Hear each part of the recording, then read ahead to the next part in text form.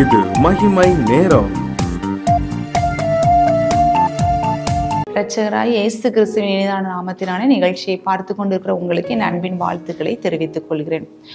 ராஜாக்களின் சறுக்கல்கள் அப்படிங்கிற தலைப்புல நம்ம தியானித்து கொண்டு வருகிறோம். யெகூ அப்படிங்கிற இஸ்ரவேல் ராஜாவை குறித்து இன்றைய தினத்தில் நம்ம தியானிக்க போகிறோம். சரியா? இவர் யெகூ கர்த்தரால் அரசராக்கப்பட்டு நீதி செய்கிறவராக இருந்தார். இந்த ஆகாப் ராஜா ஆண்டவருக்கு ரொம்ப பொல்லாப்பானதை, ஆண்டவருக்கு பிரியமில்லாததை செய்ததுனால யெகூ இந்த டைம்ல ராஜாவாக்கப்படுகிறார். சரியா? அப்ப ஆண்டவர் சொல்வாரு, நீ ஆகாப் வம்சத்துல இருக்கிற எல்லாரையும் நீ அழித்துடணும், நீ நீதி செய்யணும் அப்படின்னு சொல்லியிருந்திருப்பார். சரியா? கர்த்தரால் சொல்லப்பட்ட, ஆகாப்புக்கு சொல்லப்பட்டது எல்லாமே நிறைவேறணும் அப்படின்னு சொல்லிட்டு அந்த தீர்க்கதரிசிகள் மூலமாக சொல்லப்பட்டிருக்கும் இந்த யெகூவுக்கு. சரியா? அப்ப இந்த யெகூ என்ன பண்ணுவாருன்னா, அங்க இருந்த எல்லா விக்கிரகங்கள் எல்லாம் அடிச்சிருந்திருப்பாரு, எல்லாம் உடைச்சு தவுத்திருந்திருப்பாரு. என்ன, ஆண்டவருக்காக பக்தி வைராக்கியம் பாராட்டுகிறவராக இந்த யெகூ இருந்தார். சரியா? இந்த ஆகாப்பின் வம்சத்துல உள்ள எல்லாரையுமே இவர் கொலை செஞ்சிருப்பாரு. இல்லாம ஆக்சுவலா யெகூவின் வம்சத்தரிடத்தில் மட்டும்தான் இவர் நீதி செய்யணும்னு சொல்லி போட்டிருந்து. சரியா? இந்த யெகூ மூலமாக ஆகாப் வம்சத்துல உள்ளவங்களை தான் நீ பழி வாங்கணும்னு ஆண்டவர் சொல்லியிருப்பாரு. ஆனா இவர் ஆண்டவர் சொல்லாதது ஒன்னையும் கூட அவர் செஞ்சிருப்பாரு. என்ன, அந்த யோசபாத் ராஜா குடும்பத்தார்ல உள்ளவங்க எல்லாரையுமே இவர் கொலை செஞ்சிருப்பாரு. நம்மளும் அநேக வேளைகள்ல ஆண்டவரை நம்ம சந்தோஷப்படுத்துறோங்கிற பேர்ல ஆண்டவர் சொல்லாததையும் நம்ம என்ன பண்ணிருந்தோம், சில வேளைகள்ல செய்கிறவர்களாக நம்ம இருந்து விடுகிறோம். ஏன்னா கொஞ்சம் ஓவரா நம்ம ரியாக்ட் பண்ணிருந்தோம். இந்த யெகூவை போல என்ன, அது ஆண்டவருக்கு பிரியமில்லாததாக மாறி விடுகிறது. அதுக்கப்புறமா இந்த பாகால் விக்கிரகத்தை எல்லாம் தீ கொளுத்தினதாக 2 ராஜாக்கள் 10ஆம் அதிகாரம் 26வது வசனத்துல சொல்லப்பட்டிருக்கு. சரியா? பாகால் விக்கிரகங்கள் எல்லாவற்றையும் அவர் தீக்கொளித்து எரித்து விட்டார். சரியா? ஆனா எல்லாமே ஆண்டவருக்கு பிரியமானதை செஞ்ச இந்த யெகூ எந்த ஒரு இதுல அவர் அகற்றப்பட வேண்டிய இன்னொரு இதோ இருந்துச்சு. என்ன அப்படின்னா, இந்த யெரொபெயாம் 2 பொன் கன்று குட்டிகள்ல பெத்தேல்ல ஒண்ணு, தான்ல ஒண்ணுன்னு வச்சிருந்திருப்பார். சரியா? அந்த பொன் கன்று குட்டிகளை மாத்திரம் இந்த யெகூ எடுத்திருக்க மாட்டார். என்ன, அந்த பொன் கன்று குட்டிகளுக்கு பலியிட்டு இவரும் தூபம் காமிச்சுட்டே இருந்திருப்பார் இந்த யெகூ. அது நம்ம வாழ்க்கையிலையும் நம்ம அகற்றப்பட வேண்டிய ஏதோ ஒரு காரியம் நமக்கு உண்டு. நம்ம ஆண்டவருக்கு பிரியமானவர்களாக தான் நம்ம நடந்து கொண்டு வருகிறோம். ஆனாலும் இன்னும் ஏதோ ஒரு குறைவு உண்டு. நம்ம பெர்ஃபெக்டா வேலை செய்யறவங்க தான், ஒரு வேலை வந்துட்டா கரெக்டா செஞ்சு முடிக்கிறவங்க தான். ஆனா ஏதோ ஒரு குறை. என்ன குறைனா, சில நேரம் பரிதானம் வாங்கினாதான் இங்க வேலை நடக்கும் அப்படிங்கிற மாதிரி நடந்து விடுகிறது. ஏதோ ஒரு குறை, அந்த குறை அகற்றப்பட வேண்டும் என்று, சுத்திகரிக்கப்பட வேண்டும் என்று ஆண்டவர் இந்த நேரத்துல விரும்புகிறார். நம்ம ஆண்டவருக்கு பிரியமானபடி நல்ல ஜெபிக்கிறவர்களா இருப்போம், நல்ல வேதம் வாசிக்கிறவர்களாக இருப்போம், நல்ல ஆலய வாஞ்சை உள்ளவர்களாக இருப்போம். அதெல்லாம் கரெக்ட் தான். ஆனா ஒரு வாரத்துல பாத்தீங்கன்னா நம்ம நாள் பார்க்கிறவர்களாக இருப்போம், நல்ல நேரம் பார்க்கிறவர்களாக இருப்போம். பிரியமானவர்களே, ஆண்டவர் சொல்லுகிறார், இதை நீ சுத்திகரிக்கணும் அப்படின்னு சொல்லிட்டு ஆண்டவர் சொல்லுகிறார். இதை உன்னிடத்திலிருந்து நீ எடுத்து போடு என்று அப்படின்னு சொல்லிட்டு ஆண்டவர் சொல்லுகிறார். நம்ம முழு மனதுடன் அவரை தேடுகிறவர்களாக நாம் இருக்க வேண்டும். இந்த யெகூ இந்த 2 ராஜாக்கள் 10வது அதிகாரம் 31 32வது வசனத்துல சொல்லப்பட்டிருக்கு. ஆனாலும் யெகூ இஸ்ரவேலின் தேவனாகிய கர்த்தரின் நியாயப்பிரமாணத்தின்படி தன் முழு இருதயத்தோடும் நடக்க கவலைப்படவில்லை. இஸ்ரவேலை பாவம் செய்ய பண்ணின யெரொபெயாமின் பாவங்களை விட்டு அவன் விலகவும் இல்லை.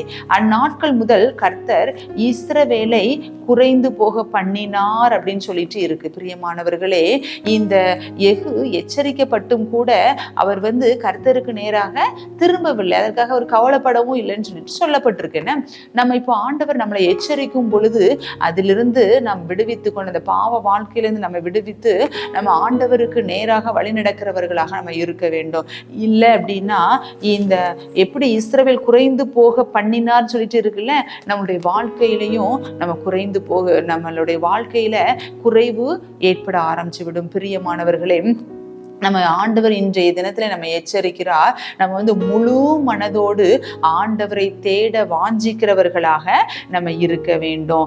நம்ம வந்து கர்த்தரின் பெயர்ல நம்ம தீமை செய்தாலும் அதற்கான தண்டனை நமக்கு உண்டு. ஆக்சுவலா ஆண்டவர் வந்து ஆகாப் வம்சத்தாரை மட்டும்தான் பழி வாங்க சொல்லியிருந்தார் என்ன.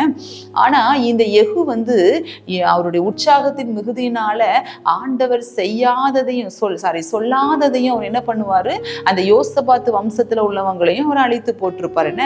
ஆண்டவர் இன்னும் சந்தோஷப்படுவார்னு கூட அவர் செஞ்சிருக்கலாம்.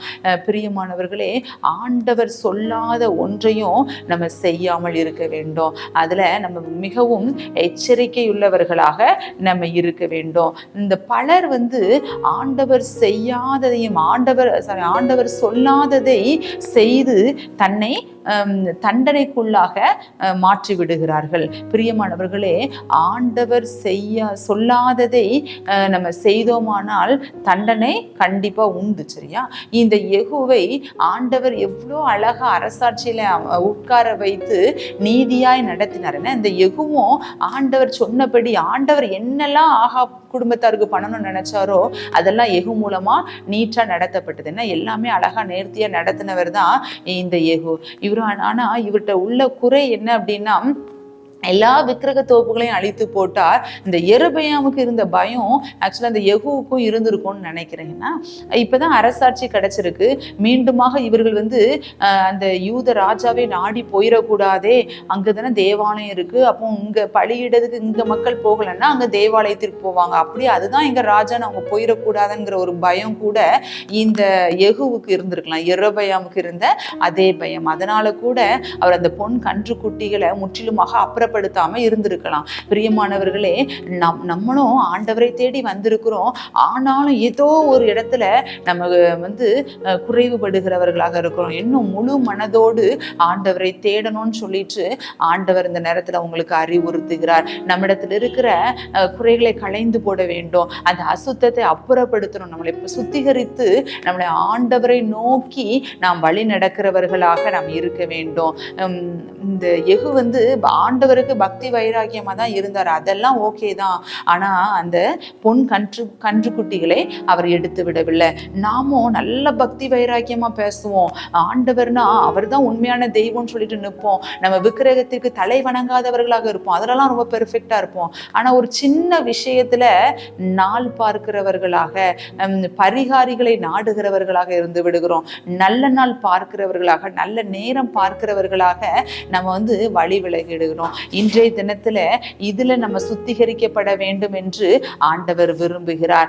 இந்த காரியத்தை, இந்த அசுத்தத்தை, இந்த நாள் பார்க்கிறதை, நல்ல நேரம் பார்க்கிறதை, இந்த பரிகாரிகளை தேடி ஓடுகிறதை நிறுத்தும்படி இன்ற நேரத்தில் நம் ஆண்டவர் எச்சரிக்கிறார். நம்ம அப்படி ஆண்டவருக்கு கீழ்ப்படிந்த ஆண்டவர் நம்மளுக்கு உணர்த்தும் பொழுது, நம்ம உணர்வடைந்தவர்களாக அதை விட்டு நாம் திரும்பும் பொழுது கர்த்தர் நம்மை ஆசீர்வதிக்க வல்லவராக இருக்கிறார். கர்த்தர் தாமே உங்களை ஆசீர்வதிப்பாராக. நிலையான வீட்டை உங்களுக்கு கட்டி தருவாராக. ஜெபம் செய்வோம்.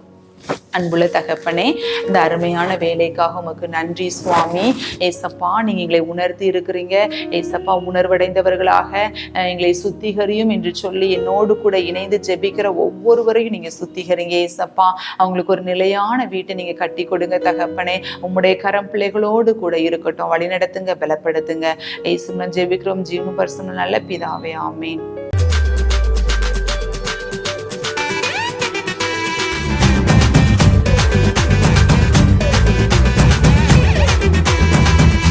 மகிமை